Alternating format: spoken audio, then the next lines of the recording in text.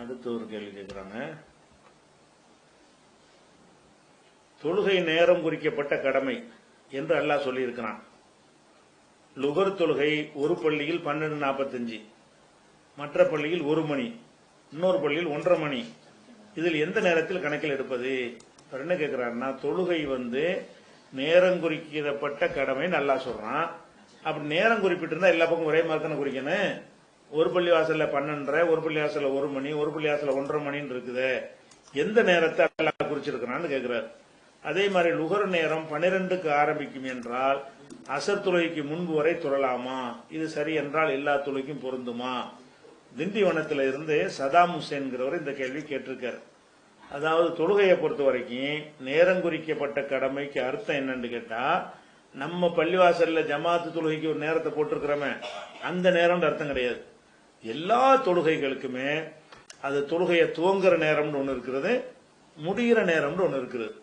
அந்த துவங்குறதுல இருந்து முடிகிறது வரைக்கும் உள்ள அந்த நேரம் பூரா என்னது? அந்த தொழுகையுடைய நேரம் தான். இப்ப லுகர் தொழுகை எடுத்துக்கிட்டீங்கன்னு சொன்னா, சூரியன் உச்சிக்கு வரும்ல, உச்சிக்கு வர்ற வரைக்கும் லுகர் நேரம் வராது. உச்சிக்கு இப்படி சாயும், உச்சில இருந்து என்ன செய்யும்? சாயும். சாயிறத எப்படி கண்டுபிடிக்கிறதுனா, நிழல் ரிவர்ஸா போயிடும். நிழல் இந்த பக்கம் சூரியன் இருந்தா நிழல் இந்த பக்கம் இருக்கும். உச்சிக்கு வரும்போது நிழல இருக்காது. உச்சியை விட்டு இந்த பக்கம் சாஞ்சிச்சுன்னு சொன்னா இந்த பக்கம் உள்ள நிழல் இங்கிட்டு மாறிக்கணும். அதாவது உச்சி சாயுதல் அதுக்கு பேரு. அந்த சூரியன் உச்சி சாய்ந்ததுல இருந்து லுகர் ஆரம்பித்து விடுகிறது.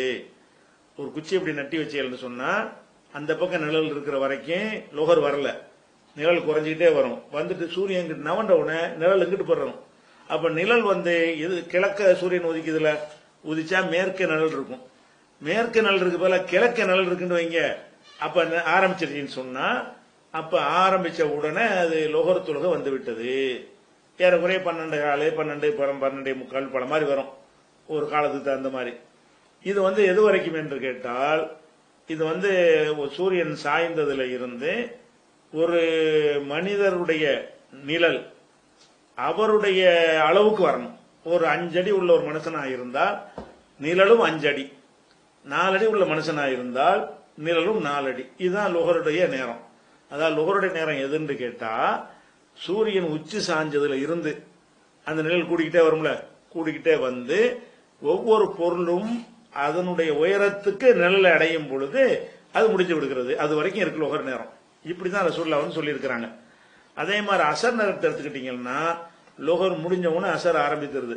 ஆரம்பித்தாலும் சூரியன் மஞ்சள் நிறம் ஆகிற வரைக்கும் ஒரு ஹதீஸ் இருக்கிறது, சூரியன் மறைகிற வரைக்கும் இருக்கிறது. அப்ப சூரியன் மறைகிற வரைக்கும் அசருடைய நேரம்.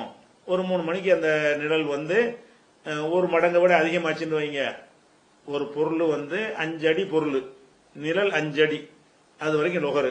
5 அடி 5 அங்குலம் அசர் ஆரம்பிச்சிருச்சு. இதுல இருந்து எது வரைக்கும் அசர் இருக்குன்னு கேட்டா, சூரியன் மறைகிற வரைக்கும் இருக்கிறது. அது அசருடைய நேரம். மகரிபுடைய நேரம் சூரியன் மறைஞ்சவுடனே ஆரம்பிக்குது. மறைஞ்சு 5 செகண்ட் இருக்குமா, 10 செகண்ட் இருக்குமா? இல்ல, மறைஞ்சதுல இருந்து அடிவானம் சிகப்பா இருக்கும்ல, அந்த சிகப்பு கலர் மாறுற வரைக்கும். சூரியன் மறைஞ்சிட்டா கூட கிழக்க உதிச்சு மேற்க மறையுது இல்லையா? மேற்க மறையும் போது மேற்குல மட்டும் என்ன செய்யும்னு கேட்டா, சூரியன் மறைஞ்ச பிறகு மஞ்சளா இருக்கும். அடிவானத்துல பாத்தீங்கன்னா சூரியன் இன்னும் கொஞ்சம் கீழே போக போக குறைஞ்சிக்கிட்டே வரும். அந்த மஞ்சள் மறைகிற வரைக்கும் என்ன இருக்கிறது?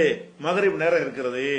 இது ஏறக்குறைய ஒரு 80 நிமிஷம் வரும். சூரியன் மறைஞ்சதுல இருந்து 80 நிமிஷம் வரைக்கும் என்ன செய்யும்? அந்த அடிவானத்துல சூரியனுடைய தாக்கம் இருக்கும், மஞ்சள் இருக்கும். அதுக்கு மகரிப் ஆயிடுச்சு. இஷாவை பொறுத்த வரைக்கும் இரவில் 1/3 பாதி வரைக்கும் ஒரு ஹதீஸ் இருக்குது, 1/3 வரைக்கும் இருக்கிறது. அது வரைக்கும் இஷா தொழலாம் இருக்குது.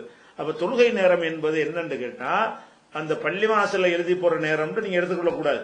ஒரு 12:15 லுகர் வருதுன்னு சொன்னா 3:15 வரைக்கும் அது லுகருடைய முடிவுன்னு சொன்னா அது அவ்வளவு நேரம் லுகருடைய நேரம். ஒரு 12 மணில இருந்து 3 மணி வரைக்கும் காலத்துக்கு மாறும்.